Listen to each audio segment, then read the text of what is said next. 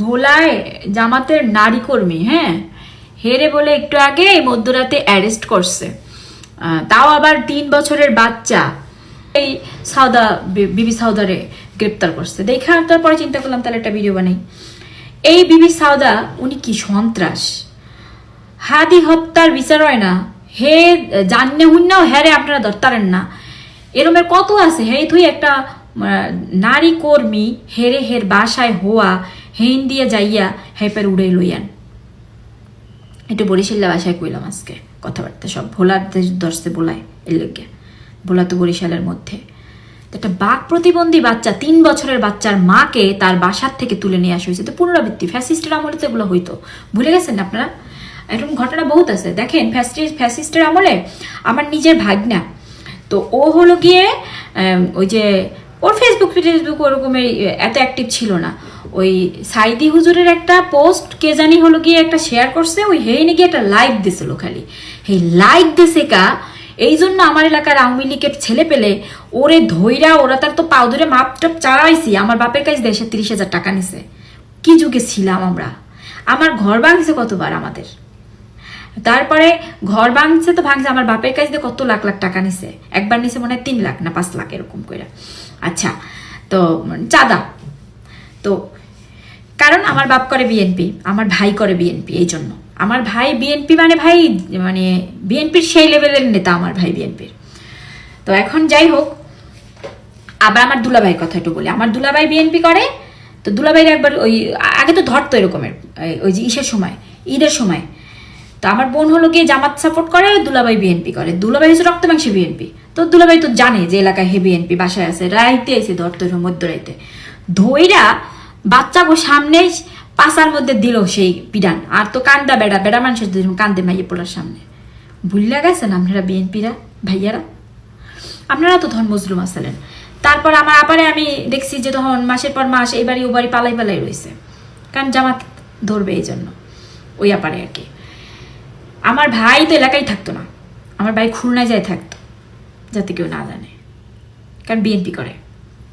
আচ্ছা যাই হোক, তো আপনারা তো সব বিএনপি বলেন আর জামাত বলেন, ওই সময় তো আপনারা সবাই মজলুম ছিলেন।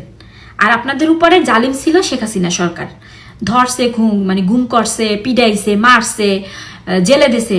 তাহলে সেম আচরণ আপনারা ক্ষমতায় আসার পরে যদি আবার করেন, তাহলে পুনরাবৃত্তি করেন, তাহলে আপনারা তো ওই একই পথে হাঁটতেছেন। তাই তো শুধু হাসিনা দেশে নাই, ওই খেলেই রয়েছে ইন্ডিয়া, বাকি তো সব সেই আগের মতোই চলতেছে। দেয়ালে যখন পিঠ থেকে যায় তখন কি মানুষ আর পিছন দিকে যায়? তখন তো ধাক্কাটা এরকম সামনে দেয়। এটা তো বুঝতে হবে। বিপ্লব তো প্রতিদিন হয় না।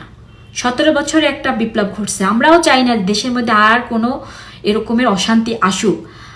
আপনারা সরকারি দলে আছেন, জনগণের সরকার হন, দেশের হয়ে কাজ করেন। দেশের মধ্যে এই হাসিনার সেই পুনরাবৃত্তি জিনিসগুলো আর আইনের না, মানুষকে শান্তিতে থাকতে দেন, অ্যাটলিস্ট রাতে শান্তিতে ঘুমাইতে দেন, কথা বলতে দেন আমাদেরকে।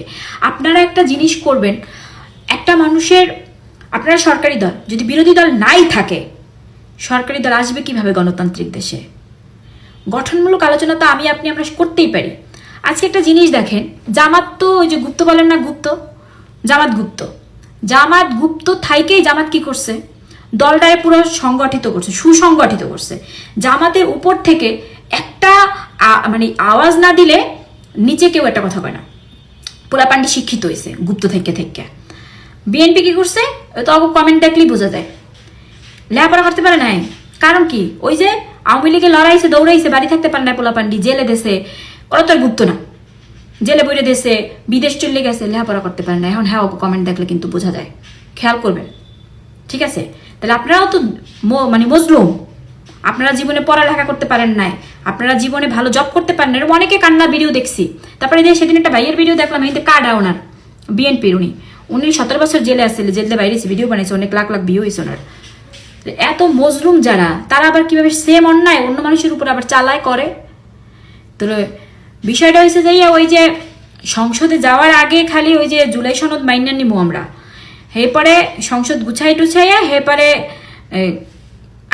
আর না যে সালিশ মানি তালগাছ। আমার বিষয়টা হচ্ছে যে লুনা আপার মতো, আমার একজন বান্ধবী বোন আছে লুনা আপা। যাই হোক, আমরা ঈদের সময় একসঙ্গে শপিংয়ে যাইতাম সবাই মিল্লা, ওই বসুন্ধরায়। আমার পকেট টাকায় লই যেত, নিয়া নিজেরটা কিন্তু, নিজের স্বামীরটা কিন্তু, নিজের মাইয়েরটা কিন্তু, নিজের দেওয়ার আছে লগে একটা হেডটা কিন্তু কেনাটেন ওই যাই তো হেই পেরার আমার লাগে আর থাকতো না, কাই পাইবাতা করে এহানে বইতো ওহানে বইতো কাইলা মনে তাহলে আজকে থাক এখন আর লাগবে না, এরকম মোরাই হেই পেরার আমার ঈদের ড্রেস কেনার সময় আমার লাগে আর থাকতোই না, কোনো সময় আমার আমারই কিনতে লাগে লাগতো। তাইলে আপনারা বর্তমান সরকার হয়েছেন আমার এই লুনা আপার মতো, ওই যে সংবিধান নির্বাচনের আগে হ্যাক হইছেন, এখন পেঁচাইয়া ঘুষাইয়া হানাইয়া হানাইটা লাগবে না।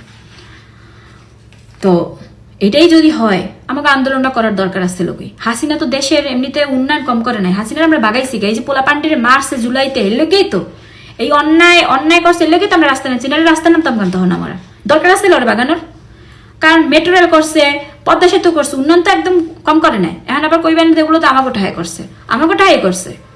মেট্রো রেল বলেন, পদ্মা সেতু বলেন, দেশের যত উন্নয়ন বলেন হাসিনার বাপের টাকায় করে নাই। হাসিনা এই দেশের জনগণের টাকায় করছে, ট্যাক্সে ভ্যাট ট্যাগের টাকায় করছে। কিন্তু ভ্যাট ট্যাক্সের টাকা তো আমরা এখনো দিই বা সামনেও দিব, ওই টাকাটা তো একটা সুষ্ঠু বন্টনের বিষয় আছে, ওই বন্টনটাও তো হাসিনা অ্যাটলিস্ট বুঝতো। কিন্তু বিষয়টা হয়েছে তাইলে আমরা 17 বছর পরে একটা বিপ্লব নিয়ে আসছিলাম, একটা বিপ্লবী সরকার হইতে পারতেন আপনারা, সংস্কার নিয়ে আসতে পারতেন, দেশের আইন নিয়ম শৃঙ্খলা কানুন সবকিছুতে চেঞ্জ নিয়ে আসতে পারতেন। আপনারা এই জায়গায় 5 বছর না, আপনাদেরকে জনগণ 25 বছর 50 বছরও চাইলে বসায় রাখতো। কারণ জনগণ তো চায় কি, শান্তি চায়, জনগণ রাইতে ঘুমাইতে চায়, জনগণ চায় চাঁদা না দিতে, জনগণ চায় দুর্নীতি হোক, এটা ঘুষ না দিতে চায় জনগণ চায় দ্রব্যমূল্য কম হোক, জনগণ চায় এই যে এখন কারেন্ট নাই, আমি এখন এই দেখেন এই দিক দিয়ে হলো যে ভিডিও বানাই, কি করবো, জনগণ চায় কারেন্ট, জনগণ চায় খাওন, জনগণ চায় চিকিৎসা, শিক্ষা, বাসস্থান, এগুলো দেন প্রপারলি, আপনার সারা জীবনে নামতে হবে না। কেডা জামাত কেডা বিএনপি ডাজন্ট ম্যাটার।